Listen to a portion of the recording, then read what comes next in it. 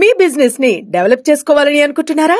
అయితే వెంటనే మీ పబ్లిక్ కోట్ న్యూస్ ద్వారా L band ad, Aston band ad, scrolling ad, ad with voice over, logo bug ad, video ads ద్వారా మీ యాడ్స్ ని పబ్లిష్ చేసుకుని మీ పరపతిని పెంచుకోండి. సంప్రదించవలసిన phone number 7729969299. BRS working president KTR మంత్రి కొండా సురేఖకు లీగల్ నోటీసులు పంపారు.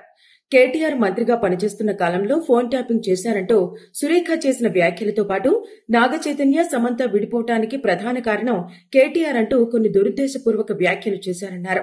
కేవలం తన గౌరవానికి, ఈ ఇమేజ్ కి భంగం కలిగించాలన్న లక్ష్యంగానే సమంత, నాగచైతన్య పేర్లను తీసుకుంటూ కొండా సురేఖ అడ్డగోలు వ్యాఖ్యలు చేశారని లీగల్ నోటీసులో కేటీఆర్ పేర్కొన్నారు. కేవలం కక్షతో రాజకీయ ప్రయోజనాల కోసం తన పేరును కొండా సురేఖ వాడుకుంటున్నారన్నారు.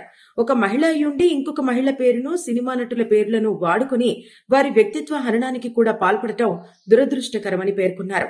అసలు తనకు సంబంధమే లేని ఫోన్ ట్యాపింగ్ మరియు ఇతర అంశాలపైన కొండా సురేఖ చేసిన వ్యాఖ్యలు అసత్యపూరితమని కేటీఆర్ లీగల్ నోటీసులో పేర్కొన్నారు.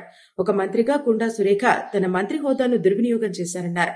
ఎలాంటి సాక్ష్యాలు లేకుండా కొండా సురేఖ చేసిన అసత్యపూరిత వ్యాఖ్యలు, దురుద్దేశపూరిత మాటలు మీడియా మరియు సోషల్ మీడియాలో విస్తృతంగా ప్రచురితమయ్యాయన్నారు. ఎలాంటి సాక్ష్యాధారాలు చూపించకుండా అడ్డగోలుగా మాట్లాడిన కొండా సురేఖ ఒక మంత్రి అని, ఆమె చేసిన వ్యాఖ్యలను సాధారణ ప్రజలు నిజాలుగా భ్రమపడే అవకాశం ఉందని కేటీఆర్ పంపిన లీగల్ నోటీసులో పేర్కొన్నారు. ఒక మంత్రిగా తన సహచర అసెంబ్లీ సభ్యుడని సోయి కూడా లేకుండా కొండా సురేఖ మాట్లాడటం ఆశ్చర్యానికి గురిచేసిందని పేర్కొన్నారు. గతంలో ఇవే అడ్డగోలు మాటలు మాట్లాడిన కొండా సురేఖకు ఈ సంవత్సరం 4వ నెలలో నోటీసులు పంపించిన విషయాన్ని గుర్తు చేశారు. ఇలాంటి అవాంఛనీయ వ్యాఖ్యలు చేసిన కొండా సురేఖకు భారత ఎన్నికల సంఘం గట్టి హెచ్చరిక చేసిందని, అయినా ఇలాంటి దురుద్దేశపూర్వక వ్యాఖ్యలను కొనసాగిస్తున్నారన్నారు. కొండా సురేఖ ప్రణాళికాబద్ధంగా కావాలనే పదే పదే అవే అబద్దాలను తన వ్యక్తిత్వాన్ని తగ్గించడం కోసం, నష్టపరచడం కోసం చేస్తుందని నోటీసుల్లో పేర్కొన్నారు.